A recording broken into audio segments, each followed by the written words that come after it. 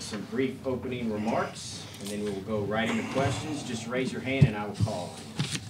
Coach? Man, it's a big win for our football team, and just to me, the steps that we took and the ability to compete as hard and as long as we possibly can.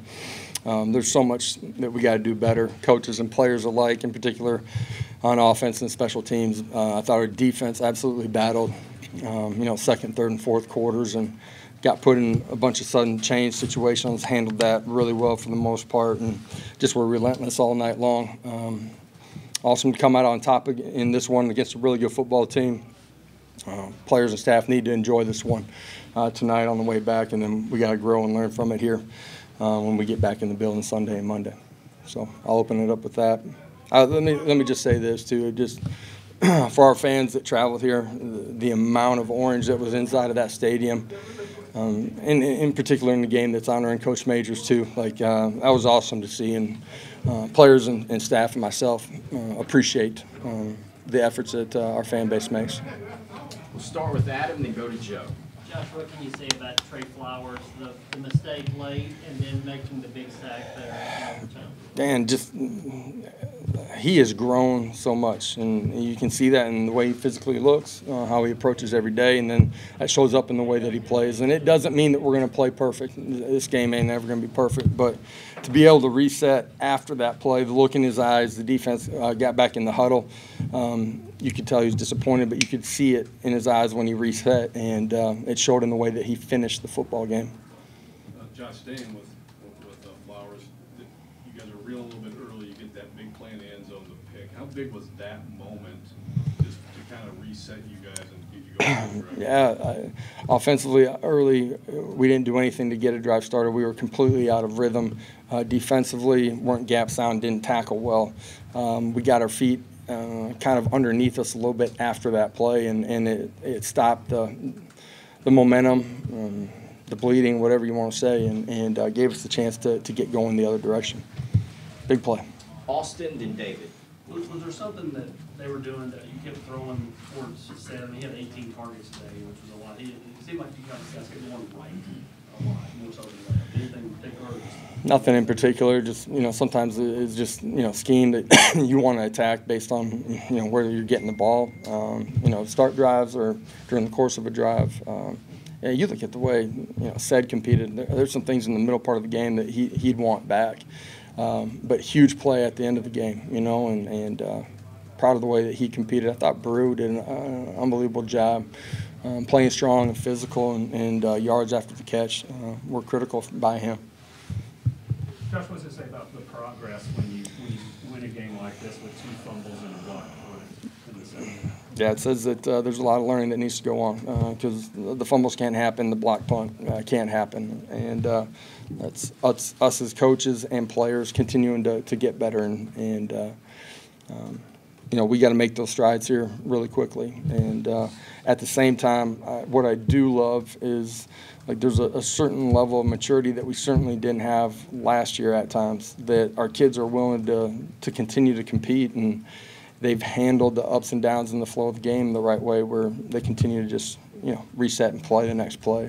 So there was a lot positive in that way. Patrick, Ryan, then Wes. Coach, a couple things in the second half of the offense. What was the reason for some of the struggles?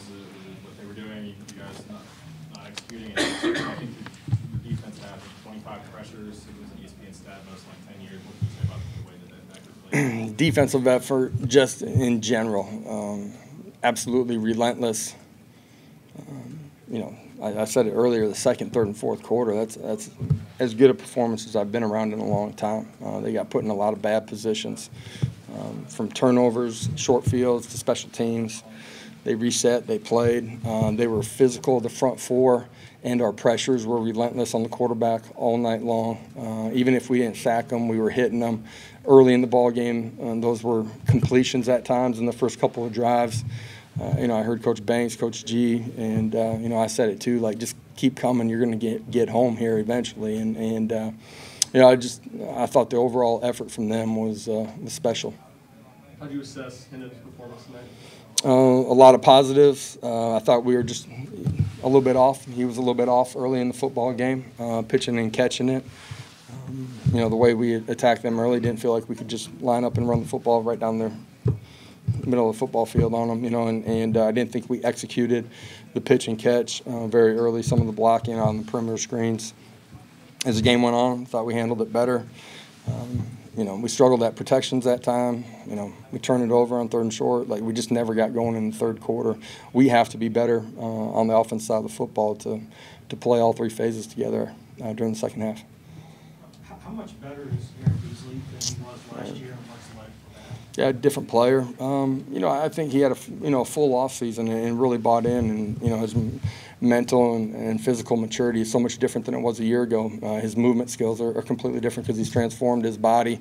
Year 2 in our system has a much better understanding, and so his keys are taking him to play, and he's, you know, not thinking, he's anticipating and seeing and reacting extremely quickly, and because of all of those factors, he's playing the game in a different way than he did a year ago. Austin and Joe. Can you talk about Kamal Haddon's performance tonight? He made quite a few plays for you guys in his first start. Yeah, he did. I thought he played really well throughout the course of the evening. Contested plays, batted balls down on the cross-country route. You know, did a really good job in a lot of man-to-man situations, and you know, without seeing it, I would say probably one of his best complete games, start to finish, that he's had here, and we're going to continue to need that from all those guys, but certainly him at the corner position.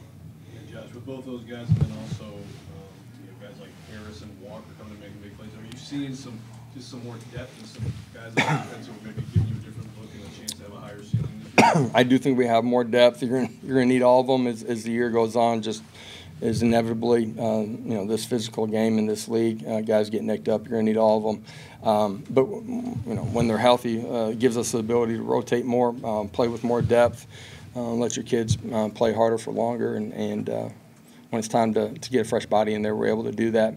That's true in the second level. You know, you talked about the star position.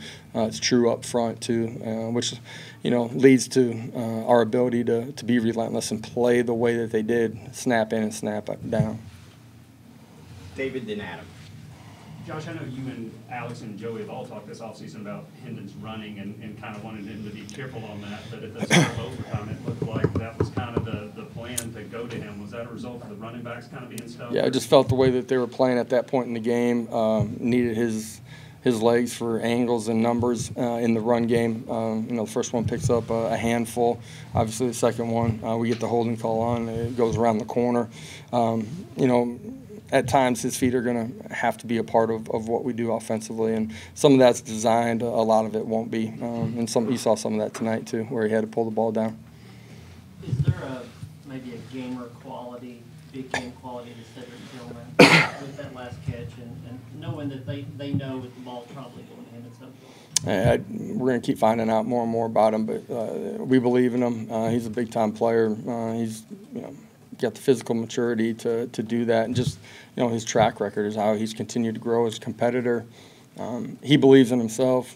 Hendon believes in him, and our players and our staff believe in him too. Eric, Austin, and Wes.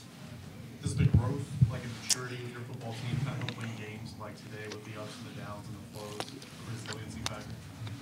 Yeah, a year ago, a game like this, not just some of the things that we did playing, but the ups and downs, I don't think we would have handled it in the way that we would have needed to be able to come out on top, to just keep playing. And we're far from being a finished product. We got along with, you know, coaches and players alike to keep getting to where we're capable of being. But the growth of maturity and the competitiveness, man, it's so different than when we first took over. I told the guys in the locker room, I'm really proud of, you know, this shows some of the things that we've been talking about, and shows their growth. I'm proud of them. You look around college football, App State wins at Texas A&M, Marshall wins at Notre Dame. Winning on the road is hard. I mean, so is that one of the big takeaways you have from this? Just no matter, it's easy to look at the mistakes we made, but a win's a win. Yeah, this is a good football team. Like, we knew that going into it, and they're well coached and big, strong, and physical. every time you step on the field, man, they got 85 scholarships and they got good coaches too, and so you don't take any of it for granted.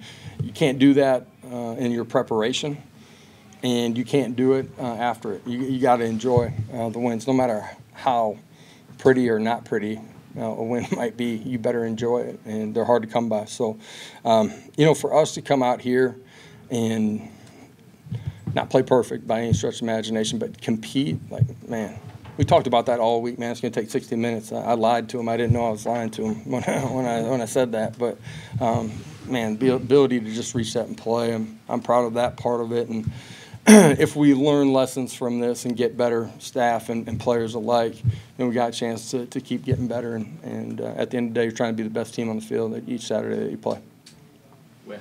Josh, I'm sure there's probably not a simple answer for this, but in terms of how you get a team from when you inherit it to becoming a team that can kind of get through a game like this and win it, where so many things go wrong and they could have turned the thing around, but they come back and win it and they maybe wouldn't have last year. How do you build that sort of thing, culture in a program? Hey, you start by having an open dialogue with them, man, and being transparent about, what we're about and where we're going.